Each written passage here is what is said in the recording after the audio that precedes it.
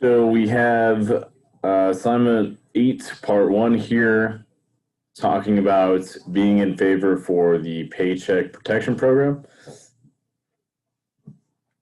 So right now we are going to look at why the Paycheck Protection Program was in fact a good idea and why we benefited as a whole because of its implication. So we're looking at a chloropleth map right now. And what this map is showing us is the initial claims in April of this year, April 2020, when COVID was hitting its peak for a lot of these places, the amount of initial claims for unemployment that we had. So we can see here that California had almost 2.5 million claims for unemployment. And a lot of these other places, Texas, 1 million, Florida, another million, Georgia, another million, New York, and then Michigan, and, from there, even still up into 800,000 and 500,000 people who are filing for unemployment because of COVID related circumstances, the majority of them. So we're talking about in California, 2.5 million people who are they're not working. Their businesses are probably closed. And if they aren't working, they most likely aren't spending money in the economy. So they're not stimulating the economy by spending anything. And on top of that, they're probably not going anywhere. So without the Paycheck Protection Program, these people wouldn't be going on with their daily lives. They wouldn't be continuing to buy things if they had to solely just be out of work. They'd be stuck at home. They wouldn't be contributing to the economy.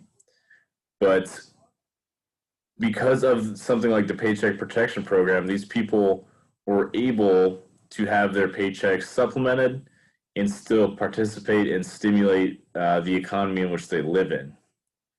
So next chart we're going to look at here, we're going to look at the top industries affected. So we can see that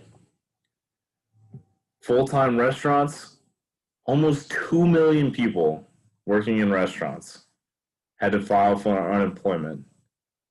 And followed up by that is another million in limited service restaurants. So that's nearly 3 million people who had to file for unemployment.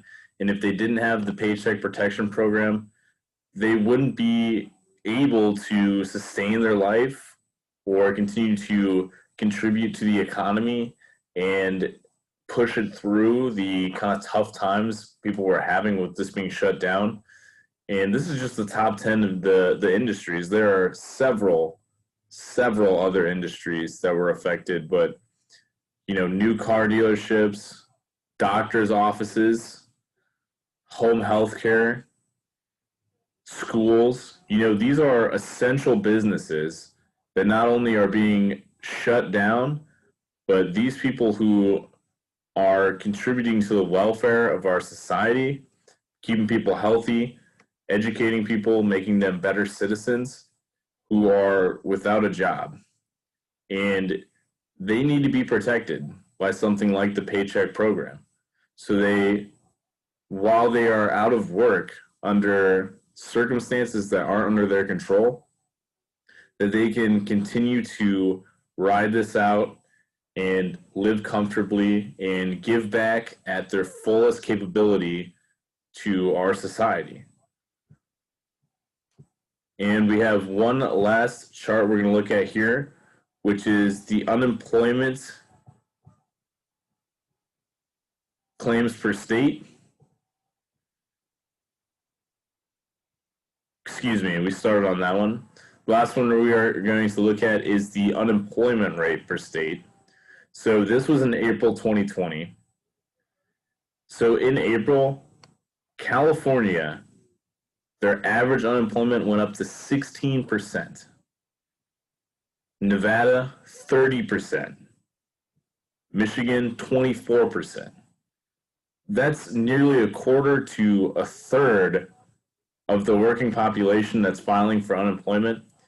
And these people, if they didn't have something like the Paycheck Protection Program to supplement their absence from work, they might be out on the streets. You know, a third of the people, a third of the people, they would have difficulty making, possibly ends meet, paying rent. Most people have savings from conventional wisdom, savings saved up for 3 to 6 months of expenses. And we are now in October, 6 months later. And these people, if they didn't get the benefit of something like a paycheck protection program, they may have not been able to afford to stay where they were, or continue jobs in those fields that we saw, like healthcare and teaching.